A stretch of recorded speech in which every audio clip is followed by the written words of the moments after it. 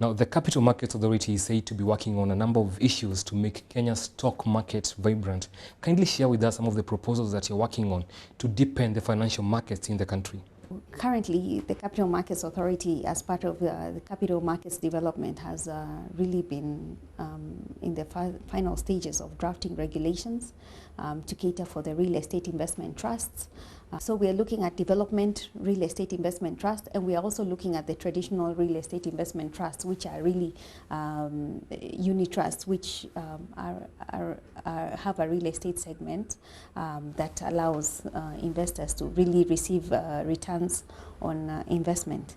So, but given Vision 2030, and the objectives that we have under that, we thought it would also be prudent, given the housing, needs in our country. As you know, they are much more than what we have as compared to other countries. The housing needs are much more greater, in as much as Kenya has been rated as one of the highest destinations for real estate returns. Stella, you mentioned the need to promote new capital markets products, and recently you licensed the first ethical funds. Kindly share more details on this. We only realized during the infrastructure bond that was issued by the government from 2009 February, there was a component which was called Sukuk for the Islam community. But what else can we do? So we actually invited them for roundtable discussions, and we've been engaging with them. So there's a gentleman who's called the father of investment banking and Islamic banking. We engaged with him also extensively and his institution. And based on that, we did license the first investment bank in 2011. That is an Islamic investment bank. And it has now since also determined to engage in fund management. And that's the company that also issued the first ethical fund. There are also plans by the capital markets to develop a futures market in Kenya. What is the latest on this front? What we did at the authority is really work with our Ministry of Finance, because that was really the parent driver that was helping us drive this from a policy perspective. And it actually chaired the committee that was looking at futures market. So what we did is really come up through that particular committee with the policy issues that relate to futures market. Exposures were undertaken. Again, we have to understand how these markets work before we even think about how to implement them in our country. So exposures were undertaken to Brazil, Mauritius, India, as well as, I believe, Ethiopia.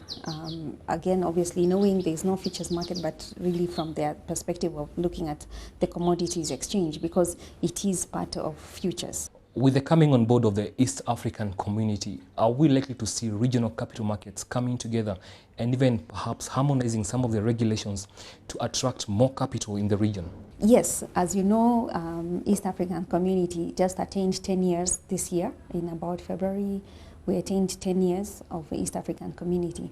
And it is critical that we all undertake concerted efforts to bring all these great ideas to fruition. I am glad to report that there has been harmonization already undertaken. As you know, 7 companies or so are cross-listed, of the Kenyan companies are cross-listed across East Africa, with the newest ones, 2 of them being cross-listed in Rwanda.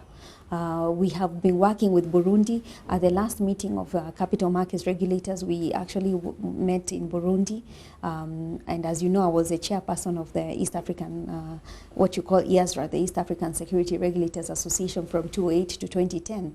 And during that period is when we actually went to see Burundi and talked about having a capital markets desk, for the country, and that was accepted. And last year, Burundi actually signed an MOU where we actually they are now members of IASRA. So based on that, we are working with them to actually come up with a strategic plan and an implementation plan, which does not require, reinventing the wheel, and really just maximizing on all our best practices with all the other 4 countries. Now, the CMA has also been pushing through the issue of demutualization of the Nairobi Securities Exchange. What is the status currently? A lot has been undertaken, and we've seen, the company registering as a new company, which is a demutualized entity. We've also seen recently the appointment of new board members that will actually drive the demutualized securities exchange. On our end, we continue working with the Nairobi Securities Exchange on areas to do, especially with its self-regulatory functions, because it will have to undertake two dual functions. And I'm glad to say that the recent Capital Markets Amendments Bill 2011 that was assented into by the President did recognize the self-regulatory organization. So we are looking at both the Futures Exchange as well as the Nairobi Securities Exchange being self-regulatory organizations, and eventually the CBSE also. Lastly, where do you see the capital markets in Kenya say in the next 5 or so years? In the next 5 years, just as you know, we are so intertwined with the global market, we see greater confidence and trust in our capital markets in Kenya. Whether we like it or not, that has been an issue. Globally, I think with the global crisis, there was just so much mistrust of the financial markets, be they banks, be they capital markets, and you found people going back again to.